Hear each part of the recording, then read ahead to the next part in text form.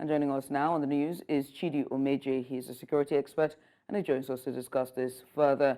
Chidi, thank you so much for coming on. Let's get started.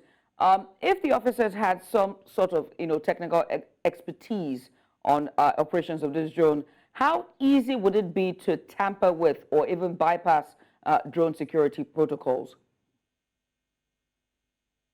Thank you for having me. I don't think we can go to the extent of saying that they bypassed drone protocols and whatever. But I think what we've been told right now from the statement coming from GHQ is that the two officers, were indicted for act of omission or commission, in other words, mistake. And mistakes not happen. Of course, I mean, mistakes often happen if you are dealing with technology. It's not always what you set out to do that you achieve most times with technology. I mean, there are bound to be some failures. It could be as a result of their negligence, it could be a result of their incompetence, it could be a result of the problem with the device itself. So we don't have those details yet, but we must acknowledge the fact that the military have been forthright so far on this matter. The fact that they were able to constitute this inquiry and then had given us this, information yesterday, to me is just another is kudos to them.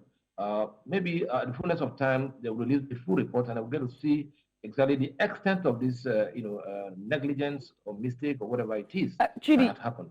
Chidi, you keep saying that it's a mistake or negligence, but the military said that it wasn't a mistake and it wasn't negligence, that they were trained and they ought to have known better.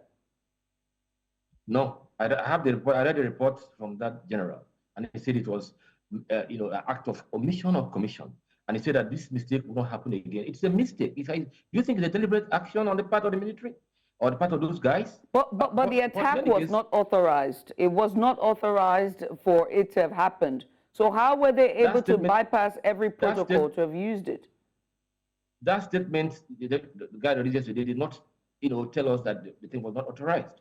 All we saw there from the statement was that it was, act of omission or commission.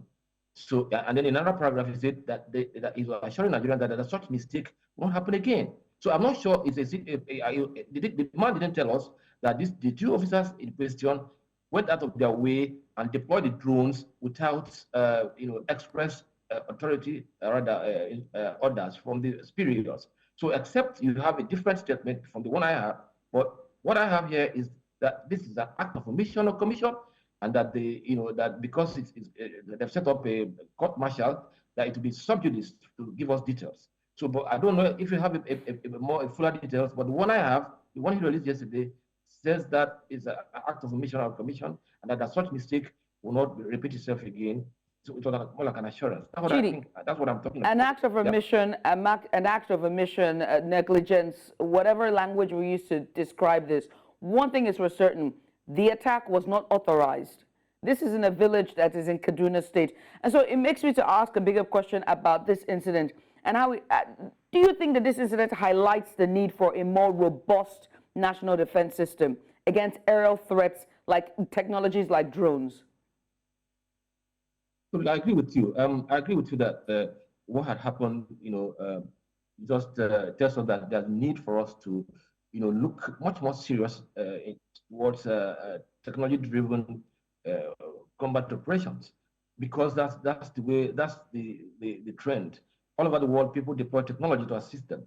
And drone technology is something that we need to appropriate even more, intensely, because it will help us a lot. We don't have much boots on ground to cover these ungoverned spaces. So what naturally comes to help is the drone technology. So yes, our national anti-terrorism policy and stuff must mainstream technology to assist us, because that's the way to go. If you are not able to have enough boots on ground or adequate eyes in the sky, then the best thing to do is to seek the assistance of technology. So it's something that we must put our resources and commitment towards, because it's going to be very, very, very valuable. I agree with you. Right. I mean, emerging technologies, drone attacks is one. What steps can be taken to prevent similar drone attacks from happening in the future? Whether this was incidental, whether this was a case of negligence, this was a case of omission, what steps can our security agencies and very high intelligence such as these, the army, implement now to avoid a future occurrence? Please, let's put it this way.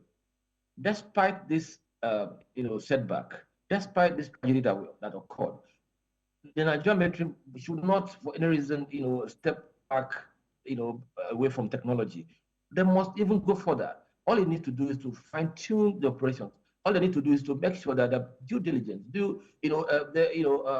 make sure that all the loose ends are tied. Because technology is something, if you want little mistake, can lead to enormous damage.